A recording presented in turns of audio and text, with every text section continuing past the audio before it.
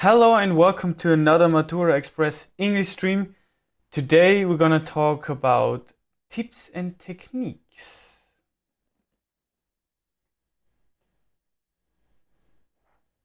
I think you just start. Okay. Sorry. So unfortunately it didn't work out. As I've already told you, today it's all about tips and techniques in the English A level. Our presentation, or my presentation actually, is oh, it's so hot. Is structured into 6 topics or topics I'm gonna discuss. At first, a reminder of the A-level assessment criteria. Then how to create a effective study plan. Then how to review content, how to study vocabulary, how to improve your grammar. And last but not least, I'm gonna talk about tips for improvising speaking skills, including pronunciation fluency and communicative ability. So let's dive into the first topic. To remind you how you're gonna be assessed during the exam. So there are a few criteria that are assessed during the oral A-level exam. Normally, or they reach from a scale from 1 to 5. So I think 1 is the best, or yeah, 1 is the best, 5 is not as good. And basically what you're assessed, or with which criteria you're assessed with, is on how you communicate and how you interact. So all about dialogue, and more about dialogue, and for example, are you able to lead the conversation all by yourself, or do you need support from the examiner, and so on and so on, which is actually an assessment criteria. So for example, on a scale 1 to 5, 1 would be for example, he or she is able to lead the conversation all by her or himself and interacts perfectly with the examiners, and so on and so on. That would be the best thing that can happen to you if you're that good. And if it's in a middle field, it's like more or less he or she somehow communicates or tries at least. So yeah. Then you're assessed, of course, through the criteria of vocabulary and mode of expression. So which vocabulary you use, and how you, in general, how you speak to your to the examiner in this case. Is it formal? Is it informal? Is it a mingle of it? Or do you use vocabulary that is maybe appropriate for the topic? Or is it a standard vocabulary that's not something special? Or is it vocabulary that is a bit above the level you are or should be? Yeah, these are also, of course, some important aspects that the examiners need to consider in order to successfully assess you. And yeah, let's move on to the next criteria. content. So content, what you're actually talking about. So of course it doesn't make any sense if you're just talking about something that has to do with the topic, but not really all about the topic. It doesn't make any sense, and the examiners won't be able to give you good marks, or yeah. If the content, of course, is really good, so you're really talking about things that are related to the topic, or you kind of try to use your own knowledge, or try to go into detail, or present the examiners that you are able to talk about the topic in more detail, then of course you will be assessed quite differently than from the other example I've just mentioned. Grammar, of course, is a big aspect, a big criteria, of course. So do you use the right tense? Do you for example, do you use the s after he, she, it, or something like this? So it's basically, it has all to do, as it says, all with grammar. Do you form correct sentences, or do you just form really short sentences? So it's not really attractive for the listener, I think. Yeah, that's all about grammar. Of course, remember, you should know all the tenses, and you need all the tenses for the exam.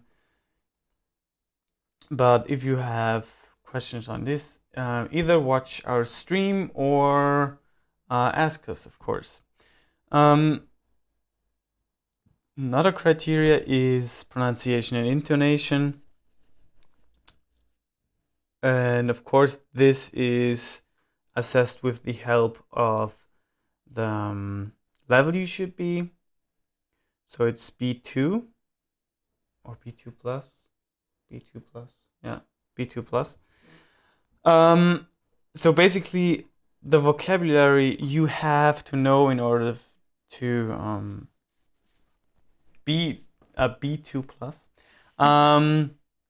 You also should know how to pronunciate them. To pronounce them. Pronunciate them. It's very hot in here, and we're trying the best to not make that many mistakes, but to how to pronounce the words, of course. You're nervous and so on, but that's something you can really train yourself. Yeah, and intonation, of course. If you have kind of a vivid, let's call it a vivid intonation, then it's at first it's easier to follow, actually. And of course, it is more interesting to listen to somebody who has intonation and doesn't just speak monotonous like a robot. Yeah, that's really boring, actually. Don't do that. Practice. So, study plans, you might have heard of them. They're really effective. And yeah, why do you need a study plan? I think that's really that's a really easy that's a question that can be answered easily.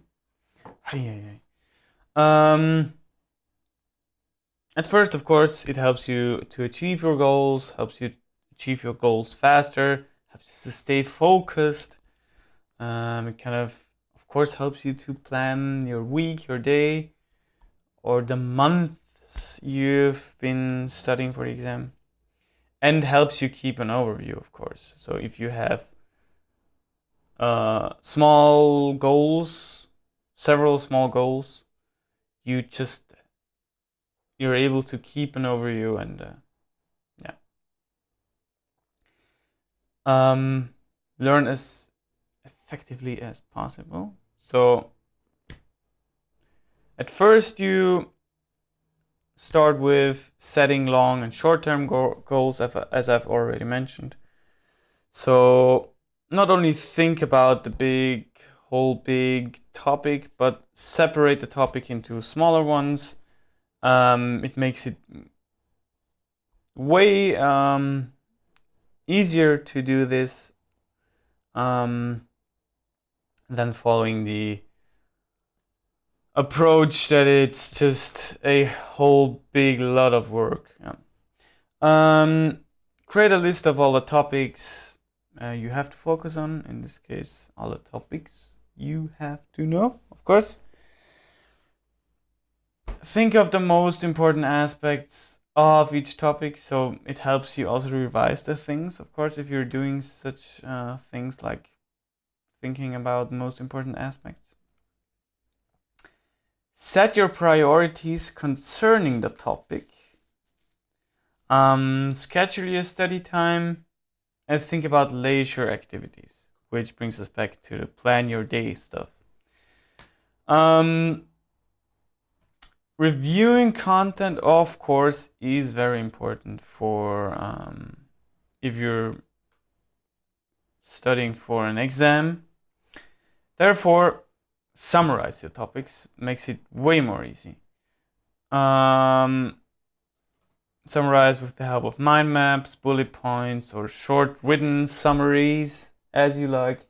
If you have doubts on how to use mind maps, bullet points, and so on, watch our streams. Actually, it's a plural.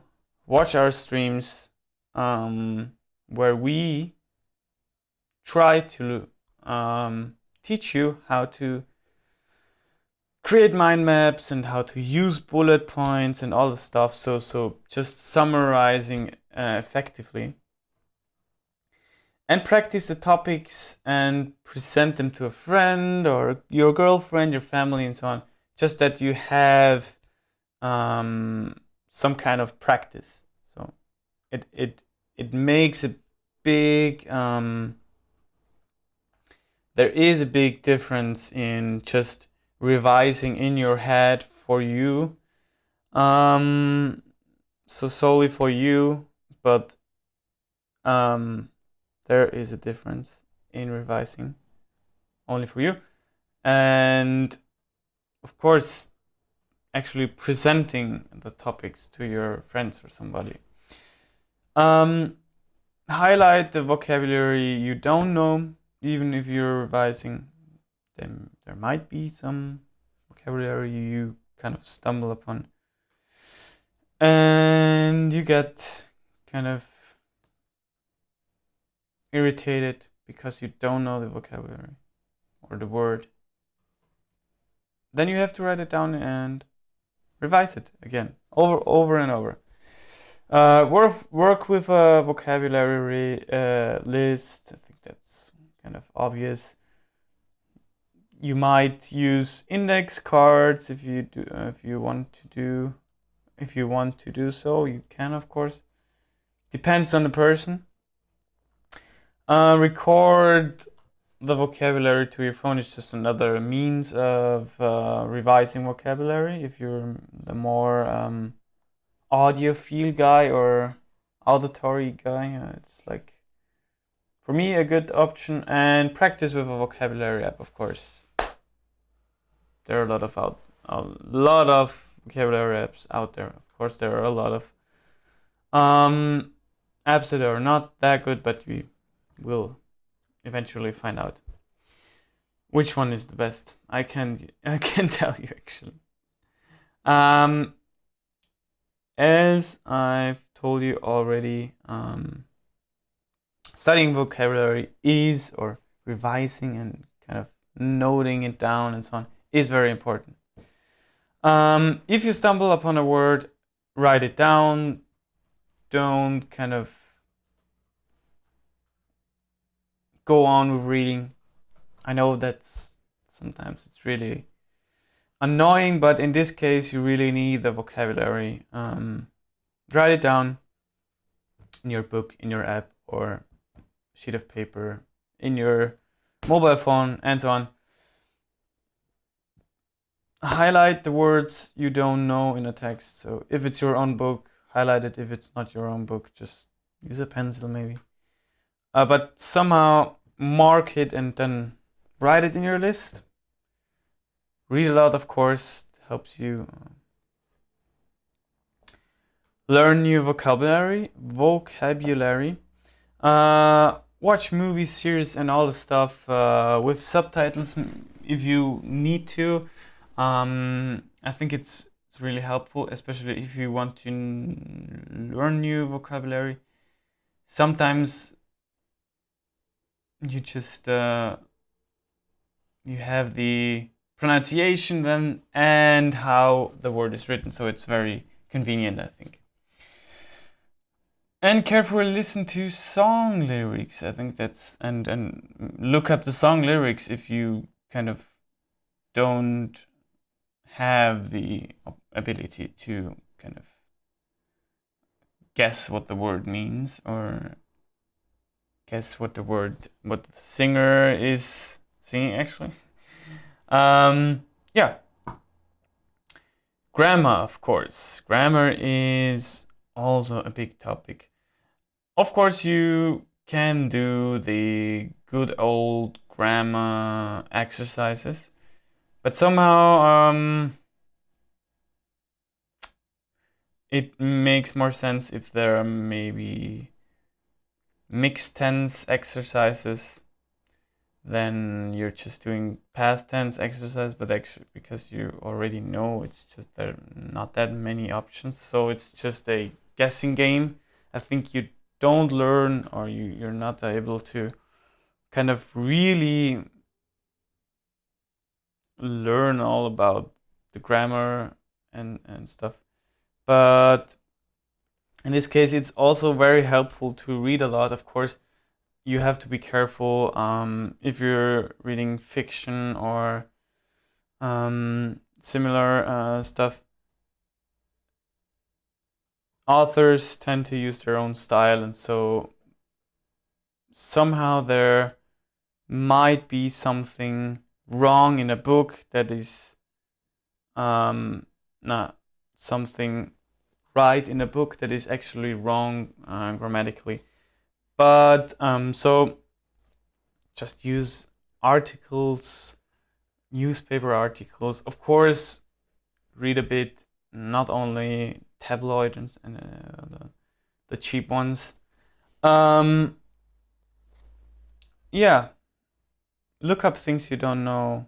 Of course, if you kind of thinking about why are they talking about the past or why is there if and past tense in there, it doesn't make any sense. Just look it up. Yeah, practice with internet apps, books, and so on, as I've already mentioned. This case I just had an idea, like writing articles can of course help you improving your grammar, but you also need somebody that kind of has a look on it and kind of assesses it or gives you feedback. Use the language, of course, use it as much as possible if you have friends, native speakers, and so on. Try to talk to them as much as possible. Of course, watch TV, movies, series, and so on. And exchange with your classmates. I think that's a good good way to actually use the language. Since you all have the same goal and you might be not that embarrassed to speak English. I don't know why you should be embarrassed, but yeah, that's the thing. Tips for improving speaking skills and so on. So speaking skills, of course, try to find a study buddy in your class or maybe your girlfriend is your study buddy. Try to speak English whenever it's possible, and try to think in English. I know that's not not that easy, but just try to think in English for at least a few minutes, and kind of try to explain things in English to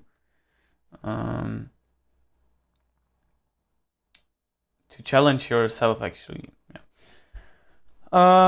Of course, visiting an English-speaking country is also a good option, but it doesn't really make sense if you're just 2 days there.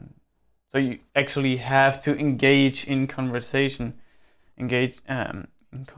So you have to really want to improve that. Otherwise, of course, if you're just in an English-speaking country, there is no way that this kind of when you're back from your holiday and you're suddenly your C2 speaker. No, it doesn't work. You have to put in the work, of course. That's, I think, obvious, but yeah, practice your pronunciation is also impossible. No, important. It's not impossible. If you're in doubt on how to pronounce a word, use the online dictionaries. There are pronunciations normally. The sound files actually. Merriam-Webster, for example, or so on. So maybe use an English-speaking, not like a translating website, since sometimes it's not really the proper pronunciation. But with Oxford and Merriam-Webster, you're good. So online dictionaries. But of course, with movies and series, podcasts, you can also check on the pronunciation. But here again, be careful. There are different accents in the English language, so